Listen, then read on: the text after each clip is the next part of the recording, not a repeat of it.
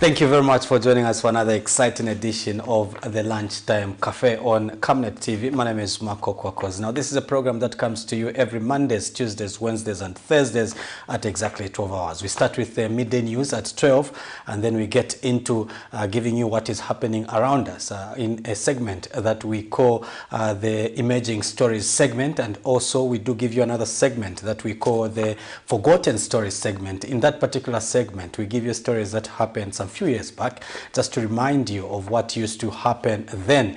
And then we also give you a segment we call the main interview segment, which on that particular segment we talk to different people as regards the governance of this particular country. And also we have another interesting segment, which is the viewers' reactions. On that particular segment, we allow you to call us on the numbers that are on your screens, but not now, later on when we come to that particular segment. So this program, as I did say, comes to you every Mondays, Tuesdays, Wednesdays, and Thursdays at exactly 12 hours. And we are live on channel 274 on DSTV, channel 25 on GoTV, and on Topstar we are on channel 106. We are also live on our Facebook page, which is Camnet TV. So go to that particular page, go to this particular broadcast because it is live right now, and go to the comments section and leave your comments there. We'll be more than happy to look at what you think about what we will be discussing on this particular program. We're also live on our YouTube channel, which is Camnet TV. So if you cannot access Facebook, you can access us on YouTube. And if you are at home, obviously, you can tune into DSTV, GoTV, or indeed Topstar. We are broadcasting live on all those platforms. Today's program is exciting. On the interview segment, we are going to be talking to NUPE's president, Victor Muyumba, who will be coming to talk to us about the education sector and what NUPES is doing to better the conditions of the teacher members of that particular union. But to start with, we are going to be looking at stories that are happening right now because our reporters are currently in the field, and they will be sending us stories to let us know about what they are working on, to give us an insight of what we expect on our evening menus at exactly 19:30 tonight. But before we do that, let's take a short break. It's time! Camnet TV brings to you an exciting kids show called My Creation. Join me, Sarah Chandamanga, as I get to interact with kids with special skills and talents between the age range of 9 to 17. This show will come to you every Saturday at 13:30 on Camnet TV, not just another channel.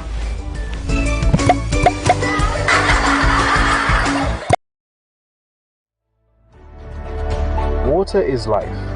Each drop counts, and each must be cherished. Our tried and tested product meets all international standards. With our smart drip technology, we aim to deliver precision irrigation designed to reduce blockage and wastage, ensuring a high yield. Renglow, your smart irrigation partner.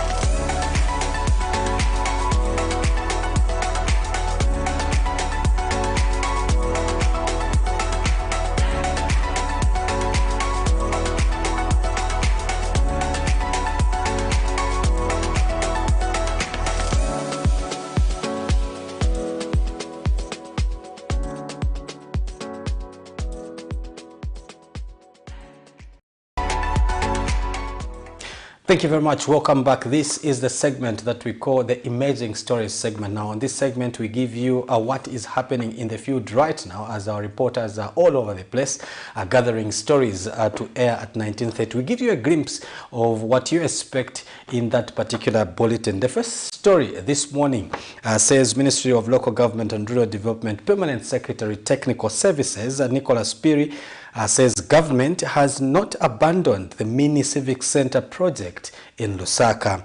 Now, the previous administration had embarked on the construction of a mini civic center in 2018. However, the project had stalled in various constituencies. Now, Mr. Piri tells Camnet News that the government has started with fire services and will later attend to the issue of mini civic centers. Now, he says the government has already demonstrated the zeal on the decentralization agenda by accompanying the process resources for community development. Let's have a look at this. Take note that this government is not just talking about decentralization by devolution, but we are actually walking the talk by way of committing resources to the devolution or decentralization agenda. So yes, for cities like Lusaka, where the municipality is so huge and services ought to be taken closer to the people, that program is very much alive. But of course, it has to be done in a systematic and methodic way. Apart from the civic centers you're talking about, you may also wish to know that we even had fire stations that were being constructed in Charleston, in Chilenje, in Makeni. And so in being methodical and systematic, we try to look at which ones are the easiest things to start with. And so we started with the program for the fire stations, which by August we should be heading over the 3 fire stations in Lusaka, with the aim of taking the fire services closer to the community where they are really needed.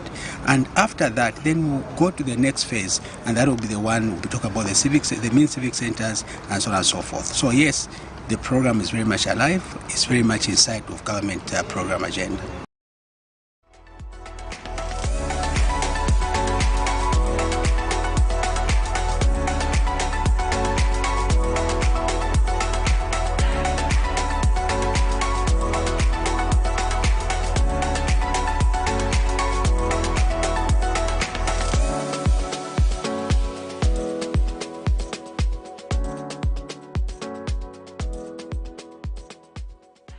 So that is the local government PS there, Nicholas Piri, talking about the decentralization and of course the mini civic centers that government had embarked on. We do expect the details of that particular story to come your way at 19:30 in our menus. Moving on, Zimbabwean presidential hopeful Xavier Kusukuwere has charged that African leaders must move away from the mentality of using colonial tactics, which include violence to gain political office. Now, Mr. Kusukuwere, who is a former minister in the Mugabe regime, observes that politics of violence started way back in the colonial days as the country was fighting for its independence, but charged that this must not be allowed to continue in this day and era. He charges that politicians must now embrace politics of unity, and further said that his priority when voted into office will be to bring reconciliation in the country. He said this during a press conference in Lusaka yesterday. And obviously, as I said yesterday to some colleagues that, when you're a white person and someone calls you a racist, because you're white, you can't even deny that I'm not a racist, because by nature of being white, you are told, everybody thinks you are a racist. I was in Zambia. Yes, indeed, I was a youth leader. I was a minister in government.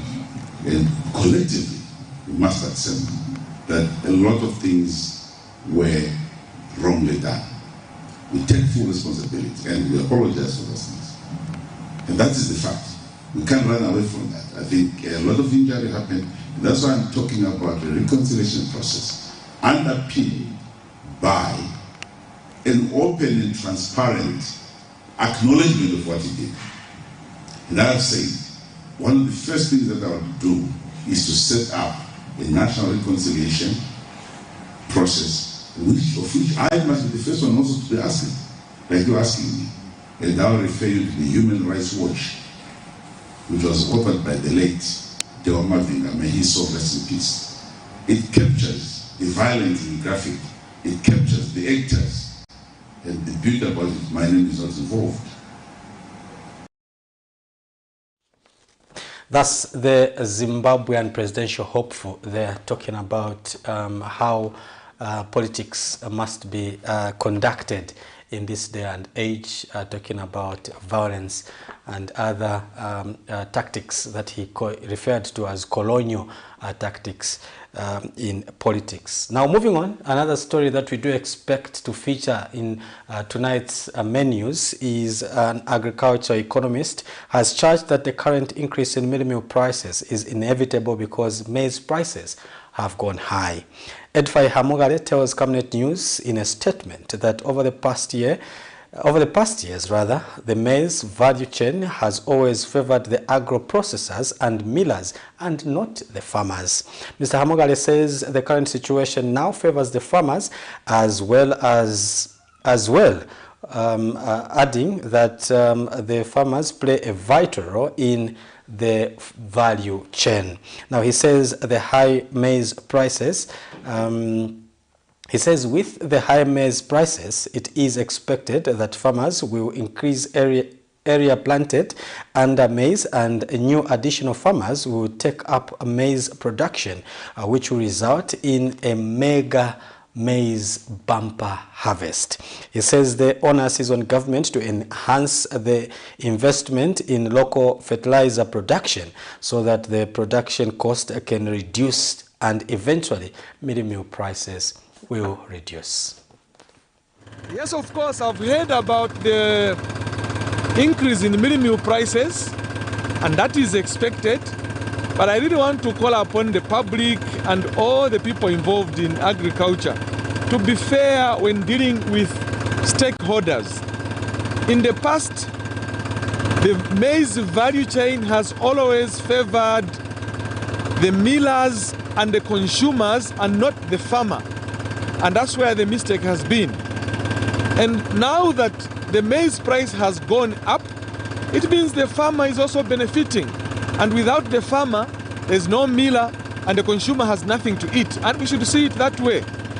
And so all these processors and other people making noise over maize meal prices should realize that without the farmer, we can't have the commodity on the market. And so what I can tell you that the future is bright, because with this high maize price, we expect a lot of farmers to increase their area planted under maize. And we also expect new farmers to begin to produce maize because of the attractive price. With that in place, we'll expect a mega bumper harvest.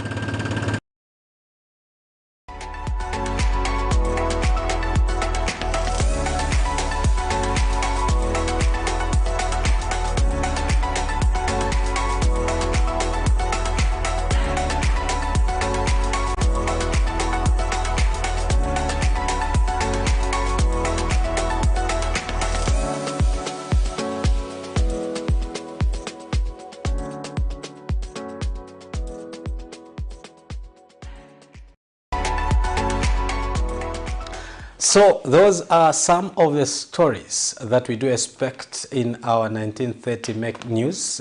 They will come in detail on that particular bulletin. So do make sure that you find time to watch that particular bulletin on channel 274 on DSTV, channel 25 on GoTV, and 106 on Top Star. Now remember that we also broadcast all the live programs live on our Facebook page, which is Camnet TV, and also not forgetting our YouTube channel, which is Camnet TV as well. So those are the platforms you can catch us on, and remember that today at 19 hours you can catch these particular stories that we have told you about in detail as we bring to you our main evening news. Now let's move on. Our next segment is called the Forgotten Stories segment. Now in this particular segment, we give you stories that happened some years back on this particular day, just to remind you of what used to happen during those particular years. But before we go into this particular segment, let's take a short break. Akola kanseko kula chancha mukero kula chekerera usho mwana nanyi nanga navabutuka uwinge womunangati kasambe nani ingatamwishive peketi twipushe vana fya sasa ushe umwana nanyina inganavabutuluka uwinge womunangati kasambe nani mweipusha ine ipisheni abo mwikere nabo.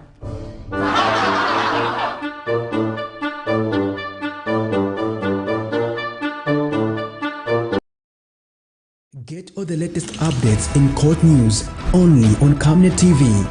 We take you and make you feel part of the court sessions through our in-depth coverage of the adjudication process. Get informed on those who have been arrested, delayed and denied the police bond or bail victims, persons taking plea, court adjournments, verdicts, and those administration issues in the judiciary. Camnet TV is on channel 274 on DSTV, channel 25 on GoTV, and find us on channel 106 on Topstar. You can also follow and give us a like on our social media platforms. Camnet TV, not just another channel.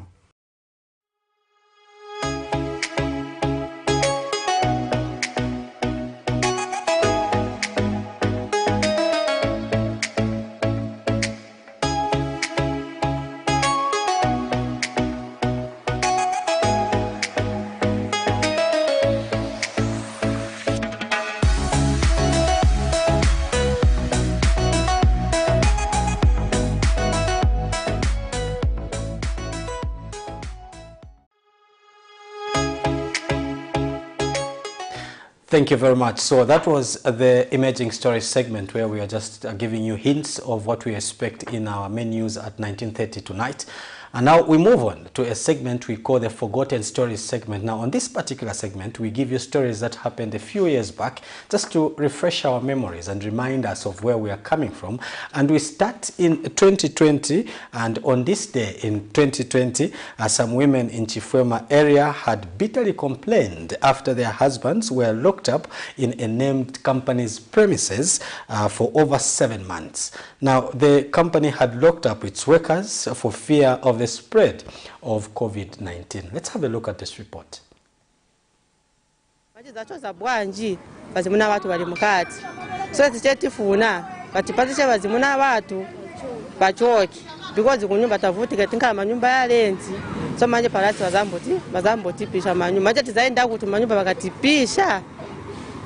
Some women in Chifwema in Lusaka South have asked Sinoma Cement, one of the largest cement producers in Zambia, to release their husbands out of where they are being kept. Kutaka peva na inda mukati atunabwa matenda corona panabavalira for 7 months kama ni month na 7 so kutoka mu 7 months pakadiboti pasa ndama ili yonse tunavalira che mukati ati kuli coronavirus so mwandi nitavutika kungala tili bazimuna ise kuno bakafora ndrama mumuja mukati tikangwa nokuti tidye mushe kulibe mwandini azimuna watu wanangena nkudala muja mukati bakwanisa ma 6 months siwa machoka mukati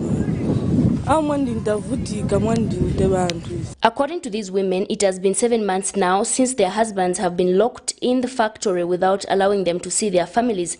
According to information on the ground, it is due to the coronavirus that they are being quarantined in this factory. These women say life has become difficult for them and their children without their husbands to provide for their needs. However, several attempts were made by this reporter to try and get in touch with management so we could understand exactly why these workers are being quarantined, but to no avail, as the chief security, only identified as Peter, a Chinese man, was not cooperative.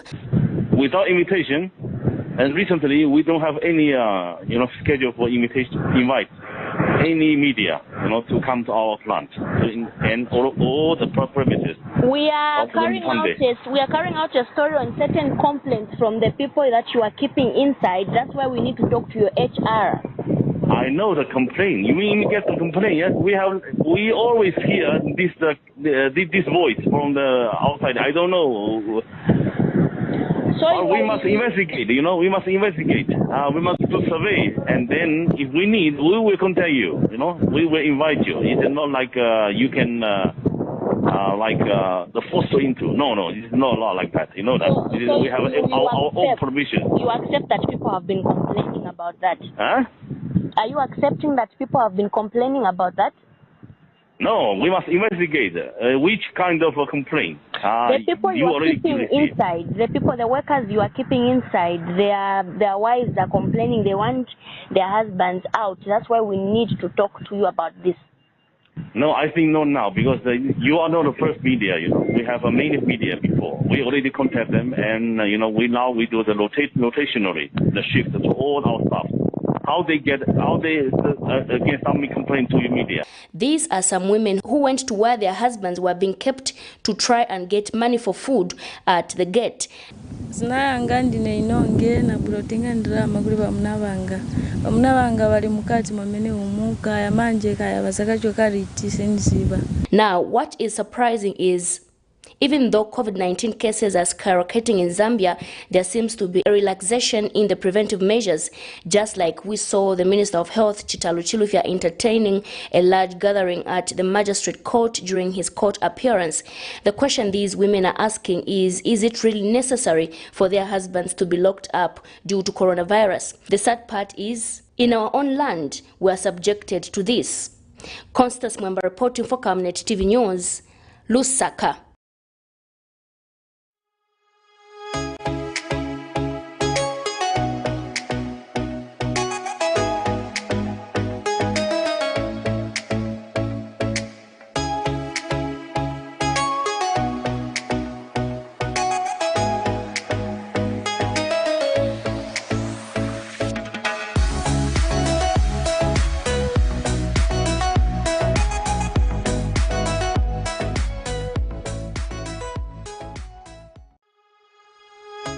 So that is a story from Chifwema, where women had complained after their husband had been kept in their work premises for over 7 months. Now, in a related development as regards COVID-19, the council, during this particular period, the council had heightened its disinfection activity in public places. Now, let's have a look at this.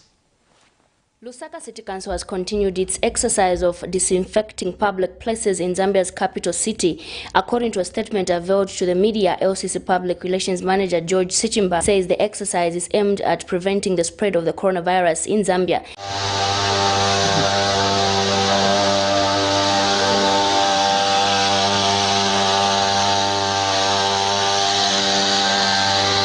Sichimba says City Market and other major markets in the city record high influx of people, hence the need for regular disinfections.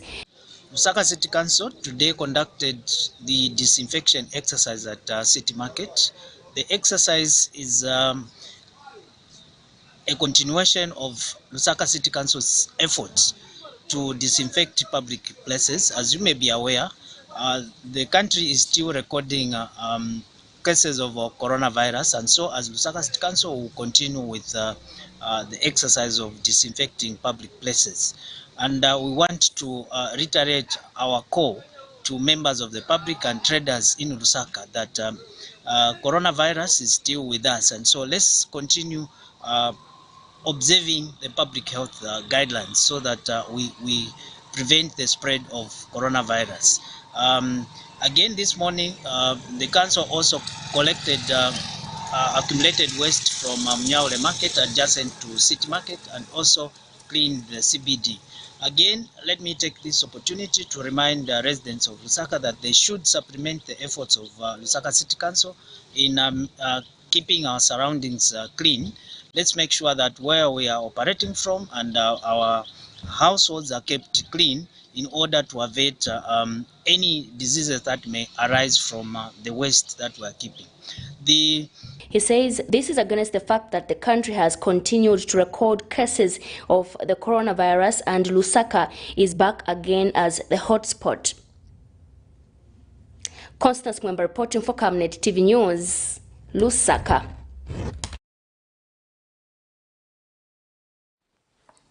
So those are the stories that we picked from 2020. Now, moving on to 2021. In 2021, the Christian Churches Monitoring Group, or CCMG, had called on the Zambia police to decisively handle the issue of political violence as the country was headed for the general election in 2021. Now, PF, by the then ruling party, had committed itself to a violent-free campaign. Let's have a look at this. The country has continued to witness incidents of political violence despite various interventions to discourage the vice. The Christian Churches Monitoring Group, CCMG, has urged the police to have zero tolerance on violence. CCMG chairperson, Father Emmanuel Chikoya, notes that if cadres are allowed to continue acting with impunity, it will be difficult for the country to control violence. He was speaking when he featured on the Alliance for Community Action Elections Watch TV series program on Camnet TV. If you are in the ruling party and these things are happening, every day we hear feeble condemnations. We condemn violence. We are fed up of these condemnations. Those that are given the mandate to govern this country should rise up and just say enough is enough. It is actually, you don't need to defend the lion, if I may use that analogy in the case of the police. Allow them to be police. You know, those days when the Hero Barretts came into Kanyama, they came into Chiwodia on an operation cleanup, you knew that discipline had come. And guns will be fished out. All kinds of things will be fished out. And Father Chikoya has advised churches to stop investing their faith in politicians, but in Jesus Christ. As clergy, let's not get excited with gifts. One of the greatest challenges that I see with the church, in many churches, you start huge church projects and yet you don't have the money. And your faith is in the politician. The faith of the church must be in Jesus Christ. We must plan over a reasonable period. We must make sure every member, regardless of how small they can give, contribute to that bigger agenda and budget. And within a certain period, you will be able to have your church. You'll be able to have that project. It says the church must start investing to become self-reliant. One of the greatest weaknesses that compromises the church and many of us as clergymen and women is poverty. And a poverty-stricken church is a scandal to the world and a vulnerable church. So a church must self-propagate, a church must self-govern, a church must be self-sustainable. This is an agenda that is godly. We should pray, but invest. You can invest in Airtel, you can invest in NAPSA and all other entities. It's high time we woke up as church. We have prayed enough, we have stepped on the spirit of poverty and all it's not going anywhere as long as we are remaining and we are stuck to one source of income. And so that is one of the areas I think that compromises, and at the end of the day, when you have a compromised religious sector, it can have an impact in terms of the credibility of election. Then what is that? Patrick Soko, Camnet News. It's not here and there that we have employed intimidation tactics, that we have sponsored some individual to unleash terror. No. That is misinformation, and that information must be corrected. The Patriotic Front is here to work with people who love peace, because it's only through peaceful means that we are going to retain power. It's only through peaceful means that we got this power in 2011. And we would want this peace to continue, especially that we have buried our late president, one gallantry leader, our founding father, one Kenneth Kaunda, who is a beacon of peace, who is a man who spoke his mind when he talked about this country being free of all sort of intimidation, of all sort of negativity. That was in 2015, and I think Bishop Mwamba re-echoed that prayer, and to us at the Patriot Front, we take such very serious. And this is the reason why one Edgar Chagwa has declared April 28th as a day to remember the values of one gallantry leader, Kenneth Kaunda.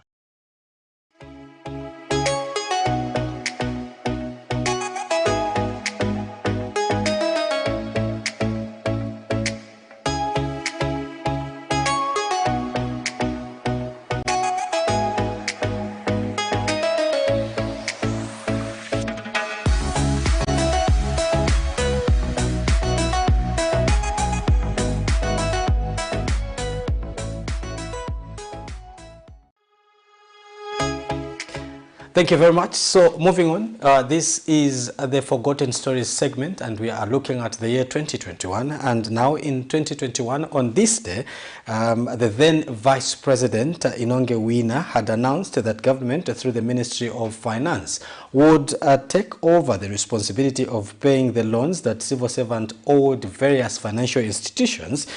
This did not sit well with various stakeholders, including political parties, who thought that this was a campaign gimmick. Let's have a look at this. We need to revisit this debt swap. Ministry of Finance will take over the responsibility that you have been shouldering to pay loans.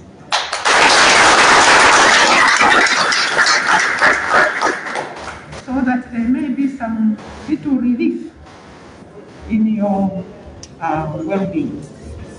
So these are some of the measures that are being taken.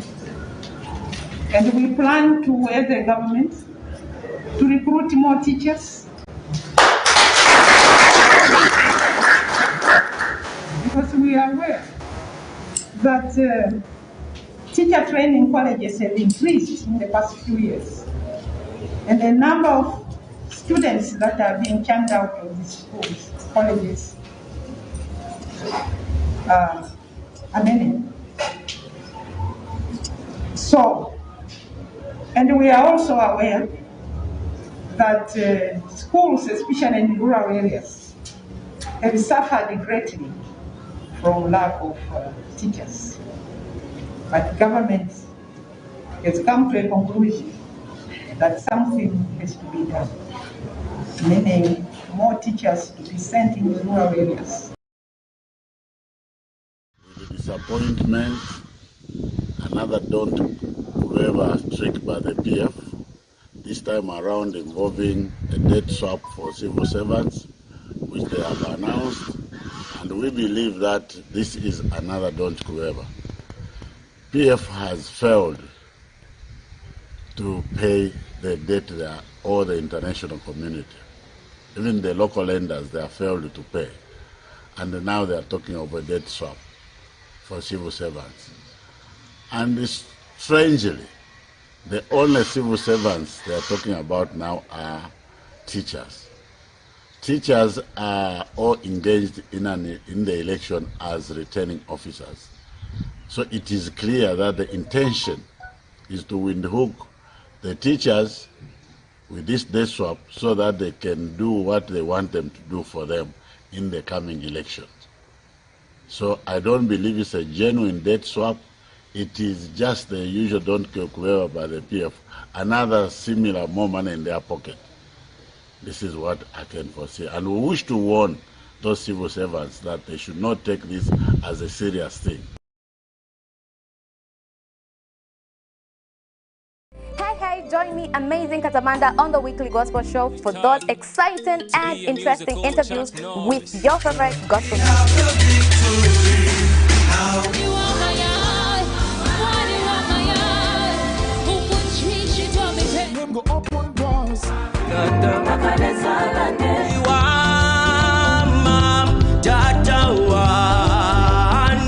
Hold on to me when it's too dark to see. You cannot put your power back to war. Hallelujah. And this time around, we are bringing to you entertainment news and the counter, as you guys are able to nominate your top 3 favorite music videos of the week.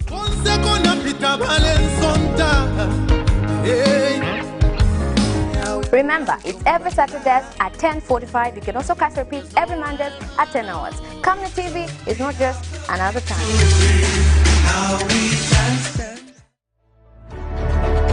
Water is life. Each drop counts, and each must be cherished. Our tried and tested product meets all international standards. With our smart drip technology, we aim to deliver precision irrigation designed to reduce blockage and wastage, ensuring a high yield. Rain Glow, your smart irrigation partner.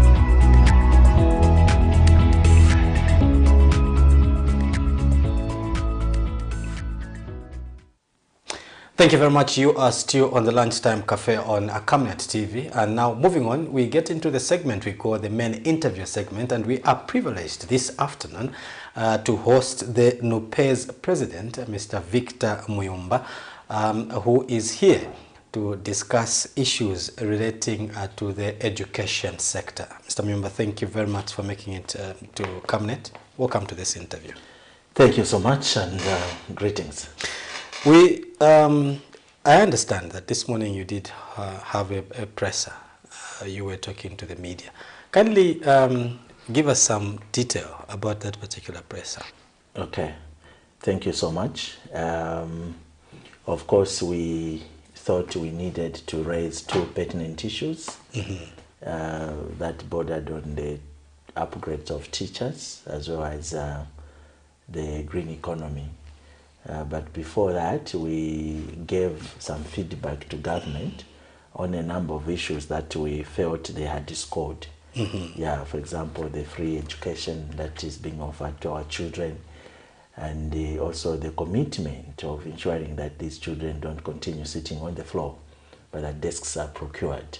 I think you've seen lately that news is awash with the competition in terms of which district has procured more desks. This seems to be in tandem with the presidential directive that by the end of 2023, no child should be sitting on the floor. And we know that this is coming from the Constituency Development Fund, which has been enhanced. We feel still this is a game changer if well handled, because we've seen housing units for our members being constructed in a number of constituencies, and also that these constituencies have procured the 8 moving equipment to do roads and other developmental projects, which roads are going to make life for our rural members easier. Yeah, we also applauded them on the fact that the backlog of pensioners has been dealt with, because previously I think we had a lot of cries from those that had saved the country but were not paid their dues. This time around, one is guaranteed that 3 months after retirement, they will get their package. This is something that we thought we needed to pat them on the back for.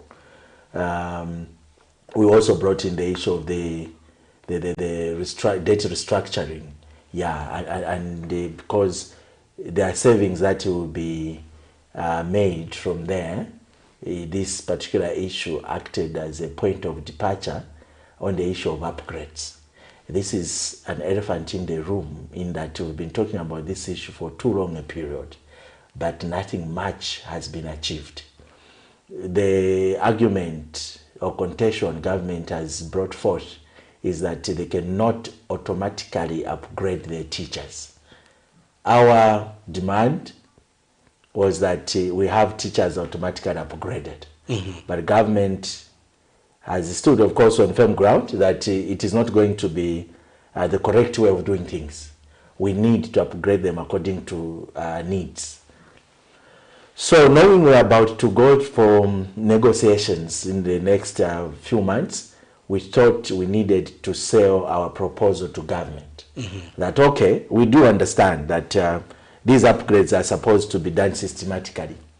They are supposed to be needs-based. And because of the same, we have proposed to government that they need to do a qualifications audit in each and every district to ascertain how many teachers have got degrees but haven't been placed in the correct salary scales. Then they need also to have information on needs assessment. How many degree holders does each one of the districts need? How many degree holders? And this information must be escalated to the headquarters. At headquarters, the needs are supposed to be studied. If Ikeleng needs 50 degree holders, Mumbwa needs 20, Vubwi needs 50, Gwembe needs 70, Chienge needs 80. You put those together and do the costing. If we are to employ these or we are to elevate these, how much money do we need? And that amount of money should be compared with the resource envelope that would have been made available by Ministry of Finance for next year's personal emoluments. And then, as we go for negotiations, government must bring both the resource envelope and the information arising from the needs assessment and the qualifications audit. So that when we sit there, we compare. If doing upgrades, we need 1,000 kwacha, for example, and the resource envelope is 2,000, then we say, no compromise here. Can we get 1,000 straight into addressing issues of upgrades? It's just the other 1,000 that remains that can go into these other areas. This is dear to us because there are a number of issues that we think this can address. Issues of motivation. The morale of our teachers has been dampened because these teachers use their salaries to further education, to obtain higher qualifications. And they are doing so much for so little. Even when you increase their salaries, their regret is, I would have gotten more if I had been placed in the correct salary scale. Now, even when you increase my salary in F, when I'm supposed to be in I, the higher salary scale, this increase that I get in F doesn't make much sense. Because if you say 10% across the board, I would have gotten a higher increase had I been in a higher scale. And some of them are about to retire. These are people that are experienced, that have worked for the system, that have shown what we can call commitment to duty. So that's why we are saying the savings from the debt restructuring must as well benefit the teachers. And this would be the best way of appreciating the teachers. Remember, the education sector boasts of about close to 50% of the public service. So if you deal with issues in the education sector, it means you have dealt with a number of issues in the public service. Yeah. Then, since I'm just giving but a synopsis of the presser, we also delved into issues of the green economy. The president later has been talking about this, emerging term, green economy, green economy. At some point, he even mentioned that there is more money coming. Even public service employees should prepare for this particular aspect. Now, when you look at green economy, and we have our 8th National Development Plan, which is aiming at making us a prosperous middle-income country come 2030. The idea is that even as we prepare for development, or even as we develop, as we attain socio-economic development, we should not compromise the use of the natural resources that we have, so that even our future generations should continue having the ability to meet their socio-economic needs, because we would have preserved the natural assets, the natural resources God has given us. Meaning, how do we deal with issues of water? How do we deal with issues of land? How do we deal with issues of flora and fauna? How do we deal with air? All these issues, are we doing so sustainably that even 30 years from now, our children will wake up and find, trees in order, it's raining without problems, there are no droughts and all that, because we, their forefathers, preserved nature for them. But what you see on the ground is different. The president has made pronouncements, but we seem not to have the corresponding commitment from citizens who are supposed to be awakened by different ministries to buy into this idea. What we are saying in short course is, let's do away with issues of simply talking. Issues of climate change addressing needs a hands-on approach. Yeah. So we need from these ministries to get what we can call mitigation and adaptation policies, to say these are the policies and this is what we are supposed to do. It's also about waste management, how we manage, what we call garbage. It's about cleanliness. Okay, are we clean? Now, you agree with me that we are a dirty country, very dirty, and no one cares about that? Each one is free to do as they please. I can be driving in this Porsche car, throwing husks of groundnuts, peels of bananas, bottles through my windows. No one cares. It's free. You as teachers, the education sector, play a vital role, I want to believe, in that aspect, because you need to educate people, especially children, because that's where we should develop this culture from, that we need to keep our environment clean. What are you doing in order to take part in the issue of a climate change and green economy? It's a very good question. Yes, we are involved. But remember, some of us are on the periphery of policy direction. We are simply stakeholders. And when you are a stakeholder, you are not sitting on that pot. You can simply advocate on how things should be done on that pot. So this is what we are doing, advocacy, that we need to come up with policies that are going to ensure that our environment is protected. Even our education system must have a deliberate way of including environmental education, so that even before a teacher delves into the subject of the day, they can talk about protection of the environment, so that even these children can start thinking about, oh, okay, if I'm cutting down this tree, I'm destroying the world, the country. If I leave dead things here, or if I throw dirt in water, I'm polluting this water. If I do this to air, I'm polluting this air. But again, how do I make sure that I make my environment not only clean, but also green? I need to plant plants and other things. And that's what we need right now. We made, of course, mention of the fact that there are some schools that were built in the 1990s, in the 90s. They have never known electric cooking pot. All they do is depend on firewood. And if you have to check the vicinity of such schools, you realize that deforestation has been done extensively, because they need wood for energy. So our advocacy is that we now have this enhanced CDF. Can all such schools found in the constituencies be prioritized in terms of electric pots for cooking? If they are not connected to the national grid, we have got Rural Electrification Authority. They need to quickly move in. That is what it means to be serious with what we are talking about. We have proposed, cause that we need to come up with a day, even once a month, to park our cars. Let's walk to our offices. Let's cycle to our offices.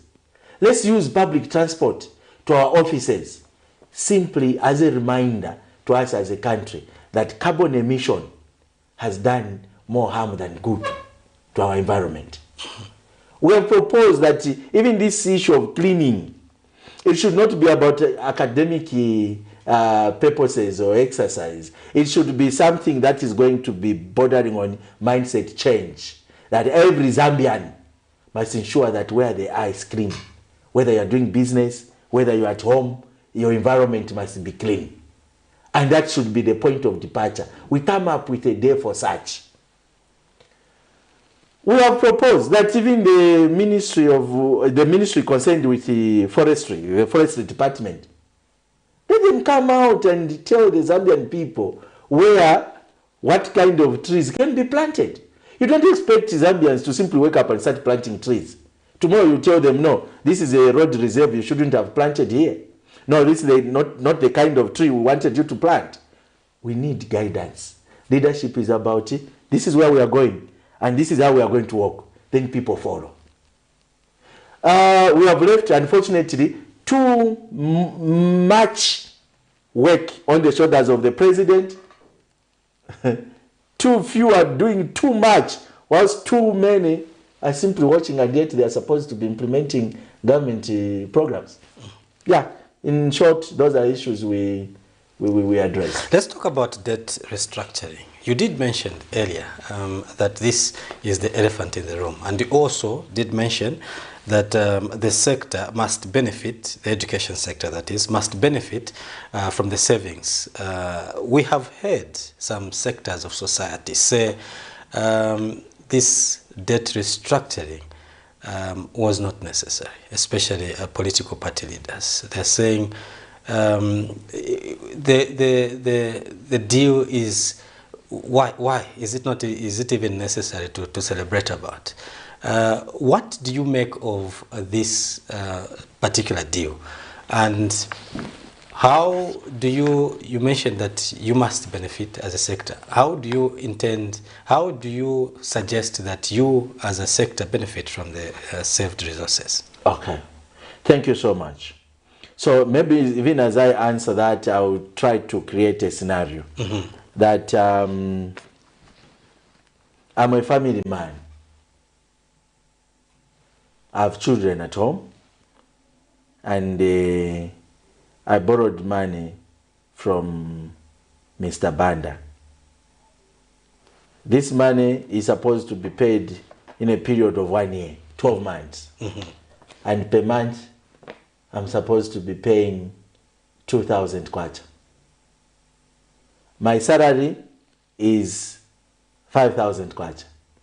So when I pay 2,000, I remain with 3,000 kwacha, which is not enough to deal with the issues that we need at home. So I go to Mr. Banda. The amount that you want me to be paying every month is too much compared to what I need to be attending to at home. Why don't we say, instead of 1 year, you make it 3 years, so that I should be paying 500 kwacha per month. When I pay 500 kwacha per month, I'll be retaining 1,500, which I'll add to my 3,000 and to make it 4,500. When I pay 2,000, my children don't have school shoes. My children cannot have breakfast. My children cannot be taken out. My children cannot even dress properly.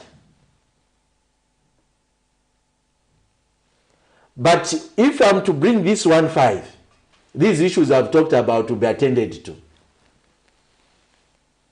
I know it's a game of politics, but for me, anything that brings in money so that the children can benefit is expedient and very important. So is the issue of the debt restructuring. I think restructuring means there was a structure in place, but can't we do it in a certain way that gives us some breather? And because of the same, our position as a debtor, if you like, as a family man, you find that even the bank somewhere will say, we were unable to give you money because, look, you are remaining with 3,000 kwacha. Now that you have 4,500, we can give you more money. Or we can do business with you, we can partner because you have something to spend. I may end up having a backyard garden and probably other projects running. That will enable me to get more money and pay Mr. Banda without any problems. I'm talking about investments and also other developmental programs that government can engage in to raise more money because of the confidence that the investors have now in the country. So from our position, from our perspective as a union, we applaud the president for the commitment he has shown over this issue. Remember, at some point, even the people that are saying we are not supposed to celebrate, we are saying it was not possible. They said it was not possible. And the same people that are saying we don't have to celebrate, we are also trying to do it, but couldn't manage. So what I'm trying to say is, let's be fair and be honest with ourselves. even when we are political competitors. Let's understand that no one can be in office and do wrong things throughout. There are some things that need to be applauded. So we at the union don't play politics. We look at things. When it's wrong, we say this is wrong. When it's right, we say this is right. We are neither negative critics nor praise singers, but we are citizens that are there to ensure that the children of the future of our children is secured, is made possible and smooth. So to us, debt restructuring needs to be appreciated, and we are grateful. And because of the savings that will come from there, remember there's this 1.5 that has come to this 3,000. It's no longer 3,000 but 4.5 now. That's why we are saying the issue of debt, the issue of upgrades must be attended to, must be done. We need also to escalate the issue of the construction of housing units in these constituencies, because our teachers, most of them, are not decently accommodated. Let's employ people not to be punished, but so that they can offer a service to the country. So the enhancement of the CDF should be looked into. Yes, we know it has moved from 1.6 million to about 21, or is it 23, now to 28 plus. If it can get to 50 million, then we are going to say we are getting there. Because we know more housing units for our teachers will be built there. Even the expansion of the schools will be done, etc. So these are the savings we are saying should come in to benefit our people. Let's talk about the teacher recruitment. What do you make of the recruitment of teachers in the past 2 years?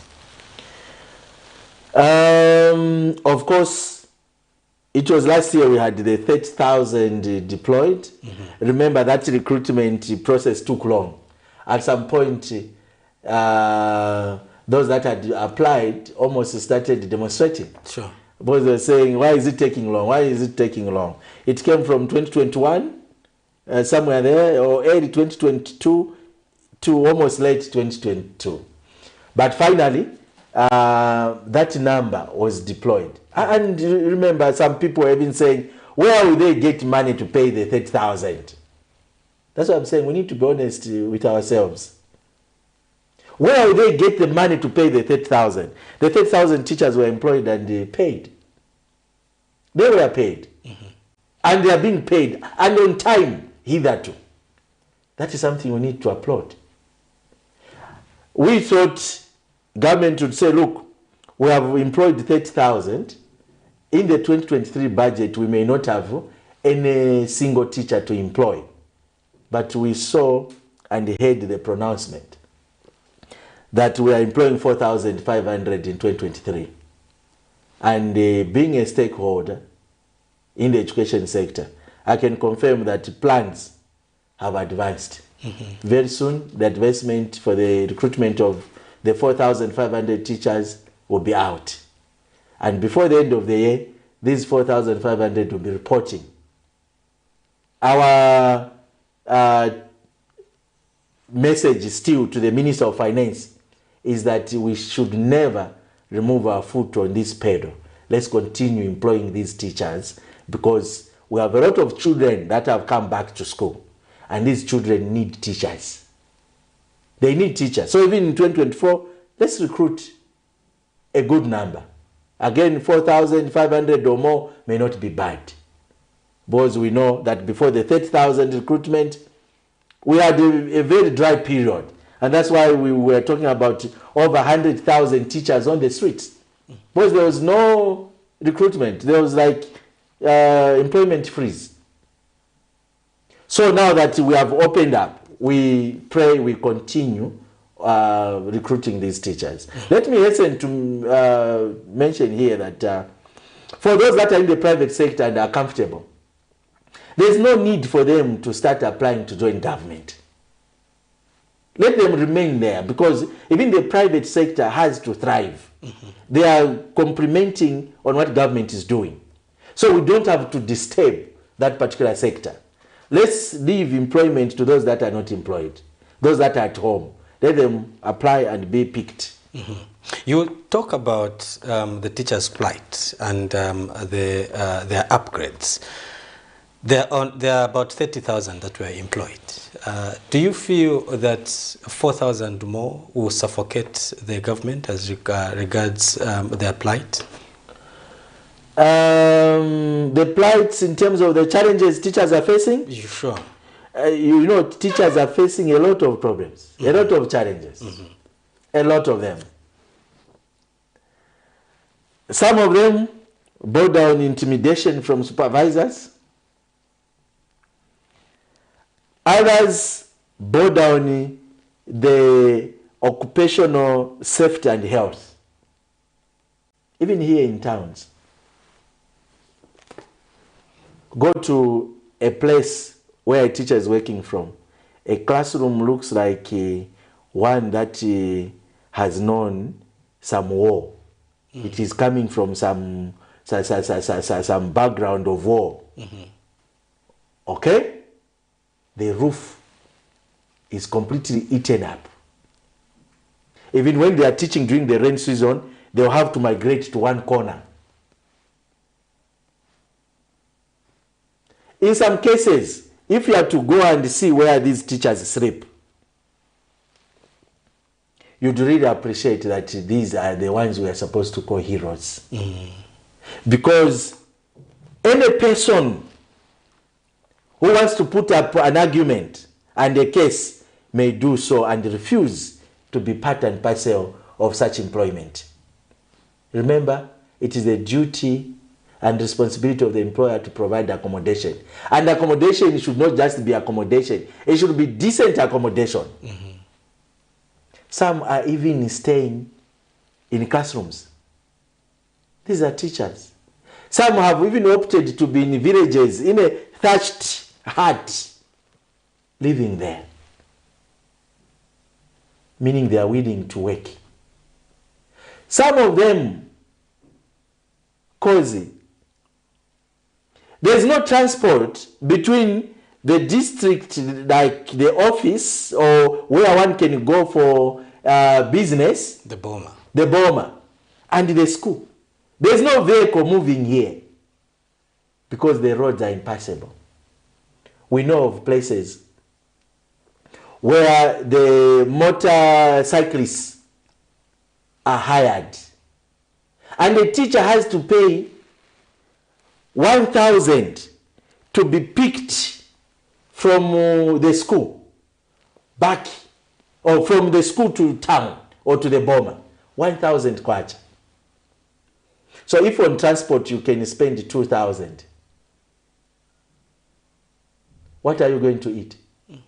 So others have opted not to be getting paid every month, not to be going to the Boma every month. They will skip a month. They go every other month. These are the challenges they are going through. No network, no electricity, no clean water. That's why we are saying, once this CDF is enhanced to the amount, for example, we talked about, some of us, we are saying at least not less than 50 million. These are some of the things that the people charged with the responsibility of using CDF funds can quickly start addressing. Not what we are seeing out there. You and I may complain here, but when you go out there, it's like the issue of hospital. When you are here, you can be complaining, no, I think life is not fair. But when you go into the ward, you come out, you kneel down and thank God. Say, God, thank you so much. Actually, I'm far much better. Same is the issue with those that are in rural areas. When you go there, you see what they go through, you come back, you realize your problems are not problems at all. People have challenges, have hardships they need to deal with. So these are the hardships, these are the plights our members are facing. And if you were to look at the rural or remote hardship allowance, Okay, you give me an allowance for staying in the rural area. It's fine. But look, it's not bringing the road I need. Okay?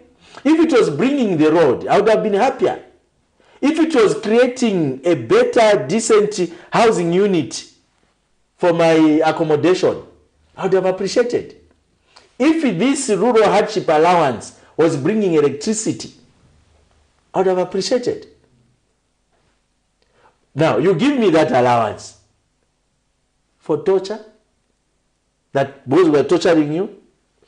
Here is something, accept the torture. And for how long?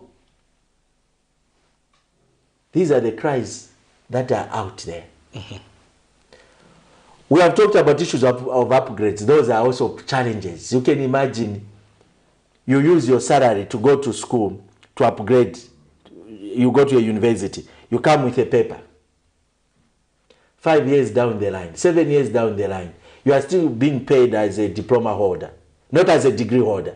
And yet, recruitments are taking place of degree holders. Even the child you are teaching in grade 8 finished school, went to university, got a degree in education, and is employed, is sent to that school where you are still are, and comes as a degree holder in a higher salary scale than yourself. And when there are opportunities for promotions, who takes them up? It's this boy or girl I taught, because they are known to be in a higher scale. We need a degree holder for this position. They'll be promoted, HODs. I start serving under them.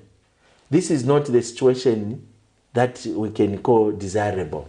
It dampens the morale of a well-meaning teacher. And we need to address this.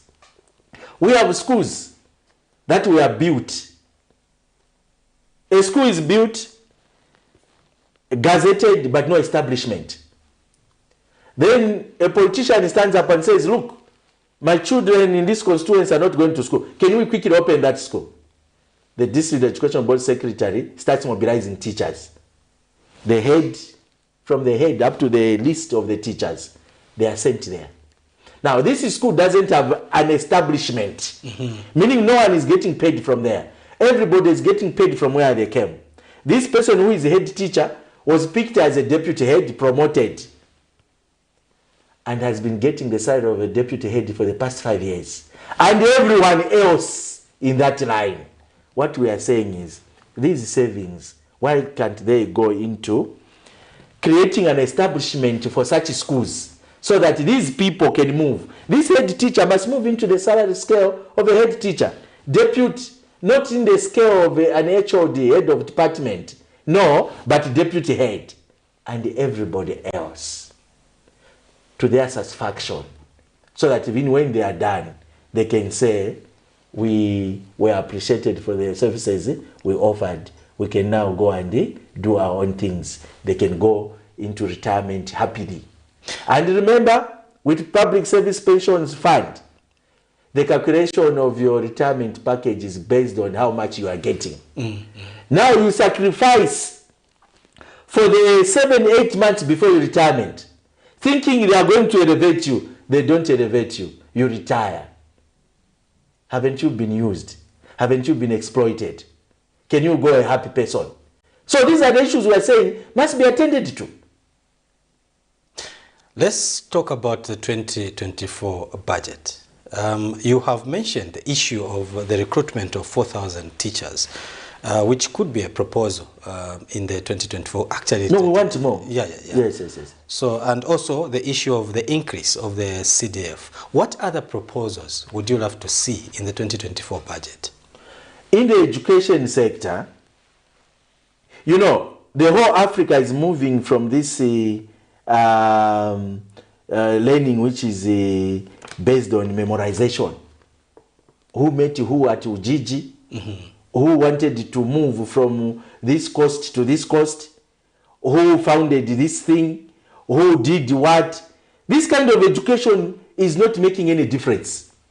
When I was in school, I was learning about the prairie provinces of Canada. Okay, I learned about the snow in Canada. Why should I learn about Canada? And you call that geography? Africa is moving from that useless kind of education to the kind of education that is going to sort out or to solve the problems. Because education must enable one to use their talent. So it's about talent-based. That's why our developed counterparts are developed, because they take into consideration of what one is good at. And that's what we need back here. We need to understand that these white-collar jobs have not helped us. Let's look at the blue-collar jobs. Now, in the education sector, we need to ensure that each and every school, primary, secondary, has got workshops. Wood workshop, metal workshop. These buildings where you have the equipment for carpentry, the equipment for plumbing, and also in some cases, let's have studios, because some were meant to be singers. The people that have made it in life even better than those that were in group A are those that were making noise in group D.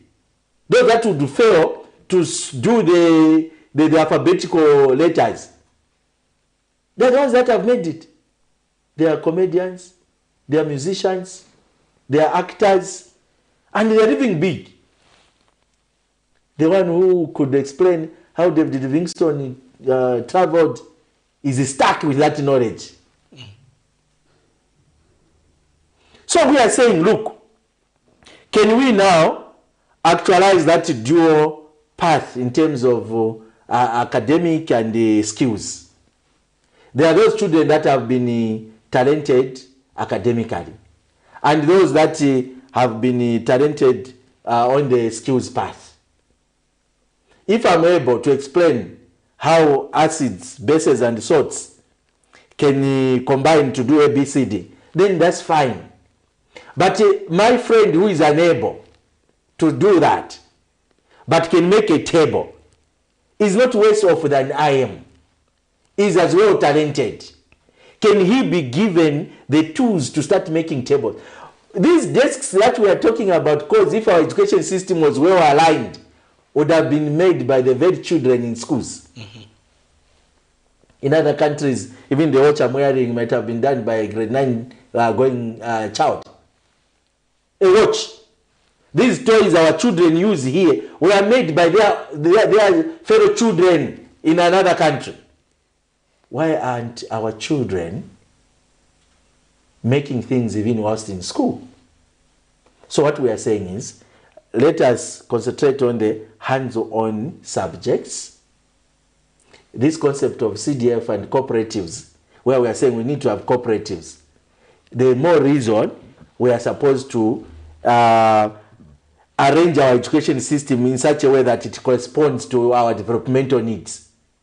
So it should be churning out bricklayers, plumbers, metal fabricators, and the other skills. So it should start from primary all the way up to tertiary level.